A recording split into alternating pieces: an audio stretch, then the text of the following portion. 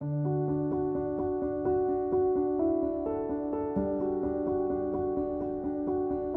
segundo episódio da nossa série de hoje, eu quero trazer um casal que eu acho super interessante na palavra de Deus. Eu não sei se você já ouviu falar da história de Abraão e de Sara. Olhando os patriarcas, nós percebemos que Abraão e Sara, eles vão ter um papel fundamental. Ao longo da história da salvação, Deus escolhe homens e mulheres que possam dar continuidade à sua missão. Olhando para Abraão, nós vamos perceber como Deus vai desprogramar a vida dele e de Sara em detrimento de uma missão.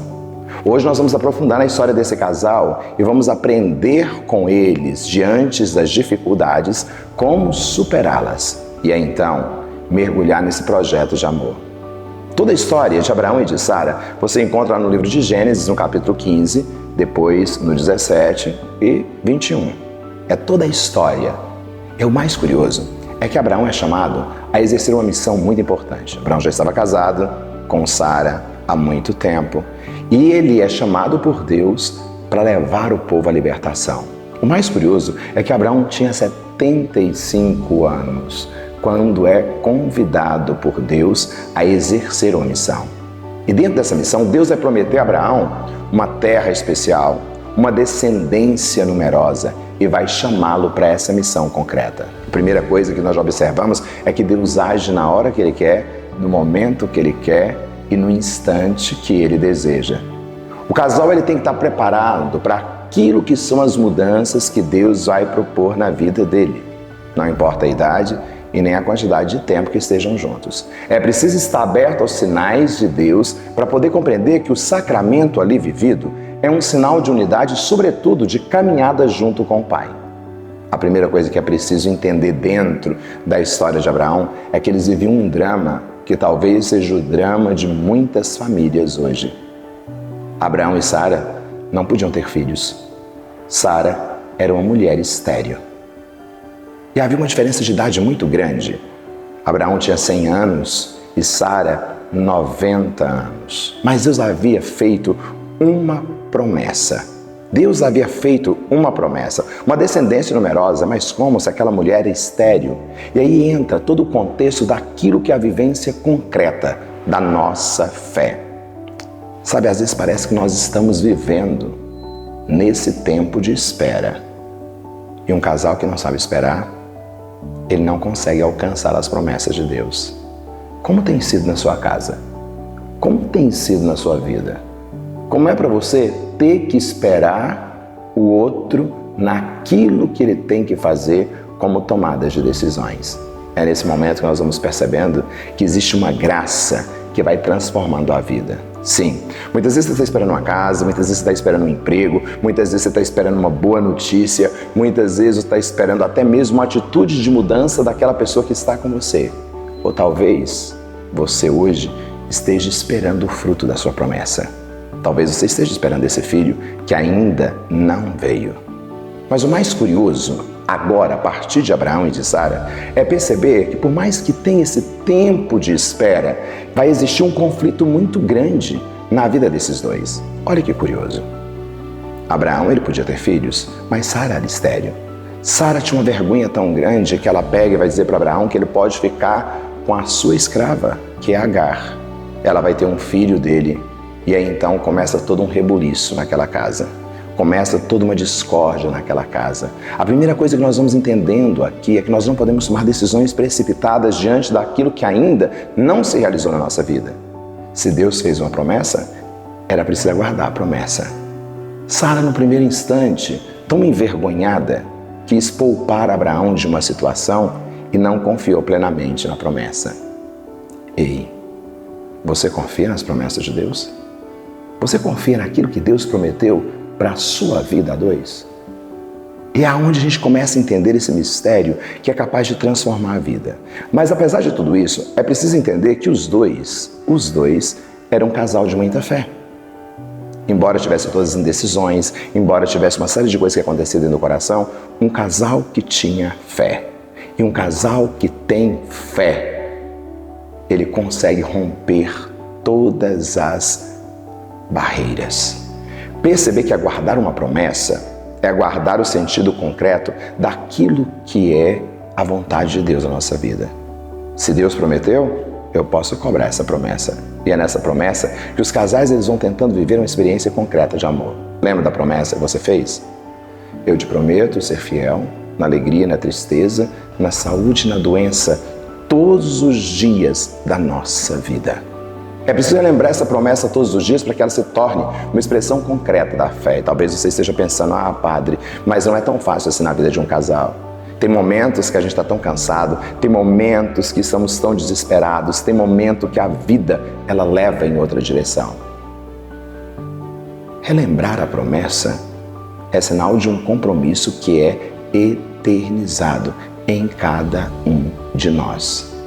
E aí você começa a perceber uma coisa, que o casamento é decisão, criatura. É decidir todos os dias estar com o outro, permanecer com o outro, caminhar com o outro e aguardar as demoras. As demoras que vêm de Deus. É curioso porque em Abraão e Sara a gente vai percebendo que é toda uma história que vai se movimentando. É preciso deixar a terra, é preciso deixar a segurança, é preciso recomeçar um novo caminho para que a promessa aconteça. Talvez seja isso hoje que Deus esteja querendo dizer para você. Mude o caminho, mude a forma de falar, mude a forma de tratar o outro, mude a forma de muitas vezes receber o outro quando ele chega. São nessas mudanças que a gente vai percebendo que tudo pode ser harmonizado e eternizado na nossa vida. Havia um problema na vida de Abraão e de Sara, que era a questão do filho. Me diga uma coisa, qual o maior problema que você está enfrentando hoje na sua casa, na sua relação, na sua vida? Que problema é esse que está tirando a sua paz? Que problema é esse que está roubando a alegria de você ser família?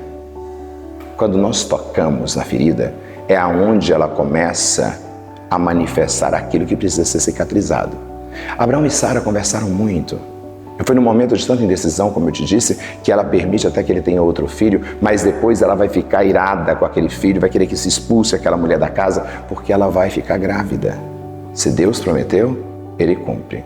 E aí os dois vão ter o filho da promessa. O mais curioso da vida, que eu estava te dizendo, é que os dois vão ter um filho da promessa. Mas antes disso, as emoções vão estar confusas. O problema daquele casal era justamente esse, não poder ter um filho. Talvez você esteja pensando, padre, o meu problema não é esse, o meu problema é a ignorância do meu marido, o meu problema é a dificuldade que eu tenho com meu filho, o meu problema é aceitar, o meu problema é que o outro não tem paciência, o meu problema é que o outro muitas vezes não quer dialogar, não tem tempo, que às vezes é estúpido. Lembra que eu te disse que Sara era estéril? Estéril é aquilo que não dá vida. Estéril é aquilo que mata. Estéril é aquilo que nos rouba de nós mesmos. Em algum momento dentro da sua casa, alguma coisa deve estar estéril. E é no cuidado que a gente vai percebendo que é preciso ver o que está matando a relação. O que está matando aquilo que muitas vezes poderia ser algo de construção extraordinária na sua história. Olhar para essa realidade e tomar consciência de que existe uma mudança que precisa ser feita. Criatura, todo casal passa por dificuldade. Todo casal vai enfrentar problema. Todo casal vai enfrentar até mesmo o readequar da própria vida. Mas aí é preciso fazer uma opção concreta por aquilo que está vivendo. Eu me lembro agora de um casal bem jovem. Os dois acabaram de casar, tinha mais ou menos um mês. Eu estava na Santa Missa falando justamente sobre isso, e aí no final vieram os dois, vieram para falar comigo, e a menina chorava muito, e falava assim, padre, conversa com meu marido, sabe, ele está querendo sair de casa, ele quer se separar, ele não quer estar mais junto. Eu falei assim, mas qual é o problema?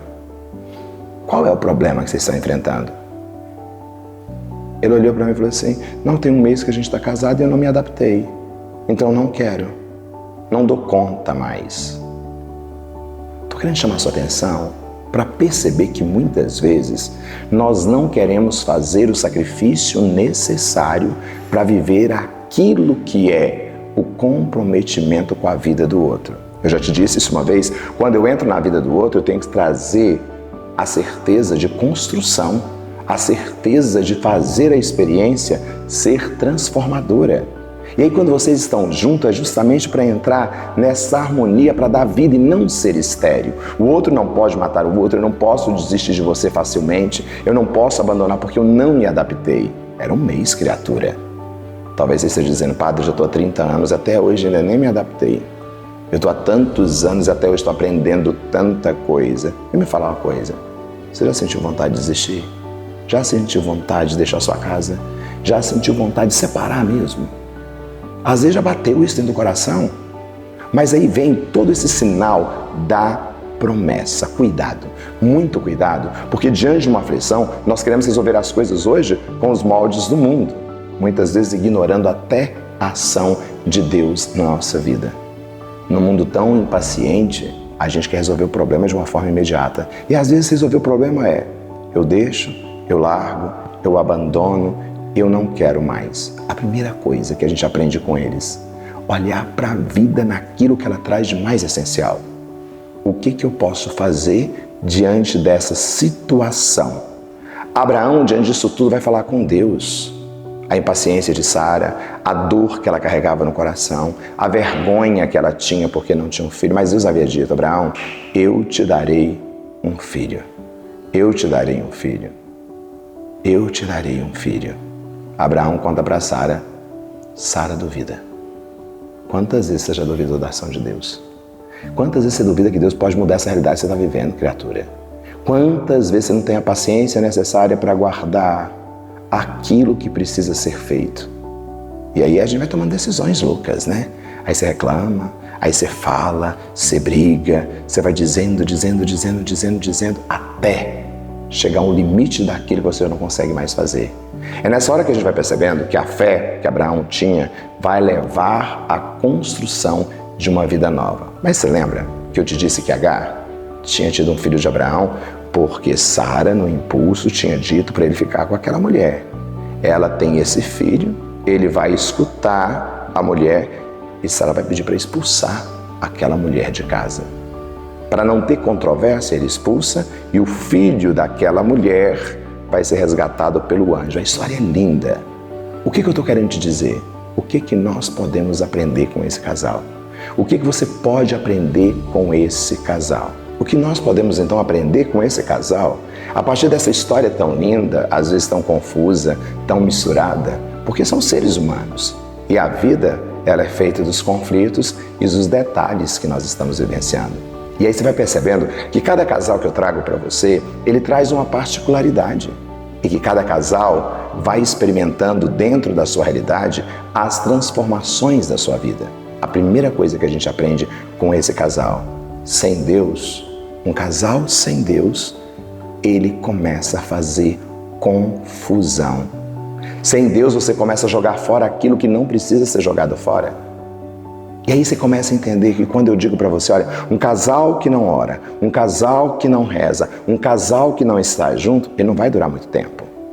Abraão e Sara passam pelas intempéries porque havia uma promessa e eles estavam ali ligados a Deus. Como casal, como família, como tem sido a sua experiência e intimidade com Deus? Vocês rezam junto em casa? Vocês têm momento de oração junto como casal, como família? É a primeira prerrogativa. Eu sempre gosto de dar um testemunho que aconteceu na minha casa, sabe? Lá em casa, todo sábado, quando eu morava na casa dos meus pais, na nossa casa, todo sábado tinha que se rezar o Santo Terço e era todo mundo junto. Minha mãe fazia todo mundo parar e a gente tinha que fazer aquela oração juntos. Nós íamos fazer oração, minha irmã era terrível, minha irmã não gostava de jeito nenhum, brigava, falava bem na hora da novela, bem na hora do programa, ai, não pode ser outra hora não pode ser só mistério, mas minha mãe ali é irredutível. E a gente tinha que rezar, e rezava aquele Santo Terço. Minha irmã foi casar, no dia do casamento dela, como presente nós entramos, eu e meu irmão, e entregamos para ela o terço que a gente rezava todo sábado. E ela levou esse terço para a casa dela, para a família dela. E depois uma vez ela sentou comigo no meio-fio lá da minha cidade e dizia assim para mim, o que salvou o meu casamento foi aquele terço que vocês me entregaram. No momento de maior dificuldade eu lembrei daquele terço que eu reclamava tanto e foi o que restaurou a minha casa. Eu estou te dizendo que a oração ela tem que ser fundamento na vida de um casal. Talvez na modernidade de hoje, rezar um texto com o filho, com a família, se torna tão difícil, mas você tem que começar a inserir dentro da sua casa esse espírito de oração. Eu não estou dizendo que você tem que rezar 1 hora, 2 horas junto com a sua família, não, mas tira um momento e o casal precisa estar junto. Ali o quarto de vocês é o sacrário, é o lugar mais sagrado de vocês. E é onde tem que entrar em oração para que haja essa harmonia. Então, criatura, é a primeira coisa que nós aprendemos desse casal. A oração, o estar em contato com Deus, é o que vai dar sentido à sua história.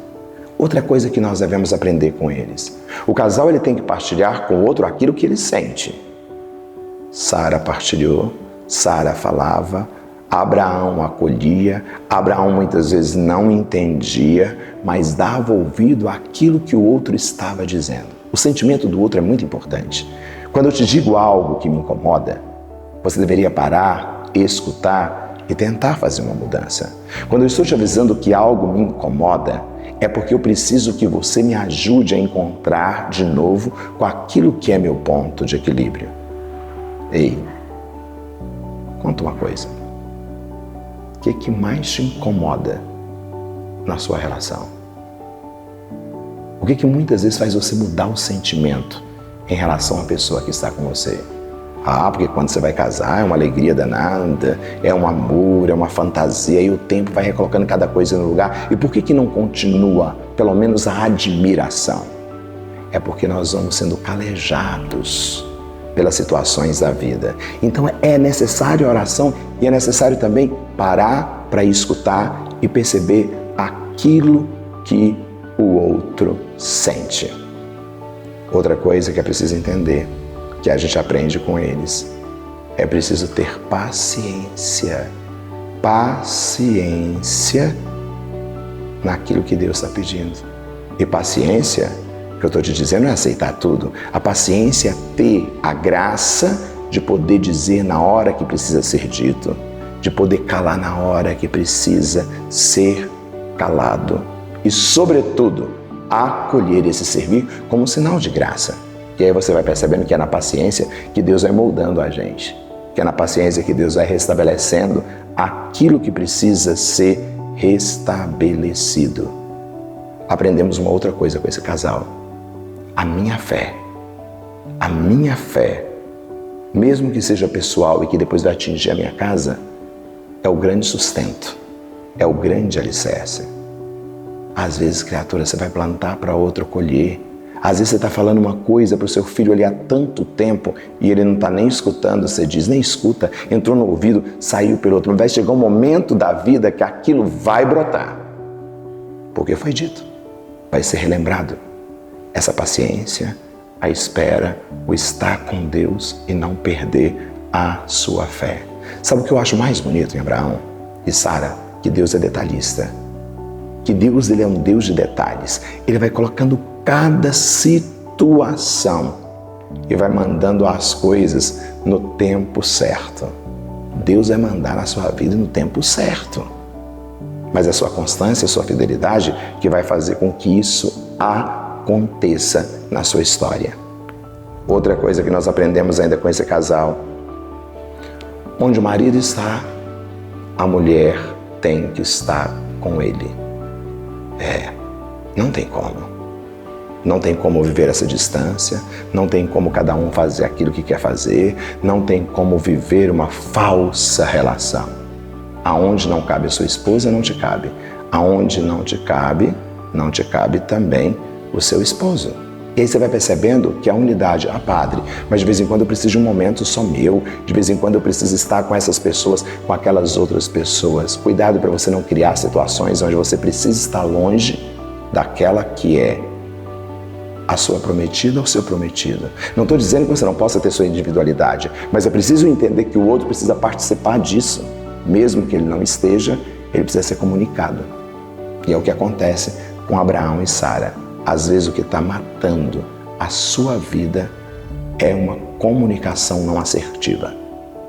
Você nem diz direito o que quer e quer que o outro adivinhe aquilo que você está pensando, aquilo que você está sentindo, e aí a gente vai construindo uma história. E nessa história, a gente vai jogando fora aquilo que é o projeto de Deus. Aprenda uma outra coisa com esse casal. Nós precisamos ser totalmente dependentes de Deus. Eles foram. E o casal que começa a fazer isso, ele começa a assumir uma nova postura de vida. Ele começa a enxergar a relação de uma outra forma e abrir-se para aquilo que pode transformar a sua história. Num tempo de espera, no tempo de olhar a vida de Abraão e de Sara, nesses tempos tão modernos, é preciso cultivar tudo isso que eu te disse. E a partir disso, ressignificar tudo aquilo que você está vivendo. Diante de um problema, a gente não cria um alarde, a gente busca solução. Não tome decisões precipitadas diante de uma situação que você está vivendo. Às vezes, aquilo que você não consegue resolver, é preciso os dois juntos chegarem a um acordo e entregarem na presença de Deus. Às vezes, o drama que você cria está só na sua cabeça e não na cabeça do outro. Por isso que partilhar aquilo que a gente sente ajuda a amenizar aquilo que está no coração. Sara se diminuía demais por não poder ter filhos. Abraão estava com ela não por isso, mas porque amava, mas ela não entendia. É por isso que é preciso parar diante do tempo e compreender os desígnios que Deus está mandando para a sua vida. Seja um casal de oração, um casal de comunicação e que saiba esperar o tempo certo da promessa se cumprir na sua vida.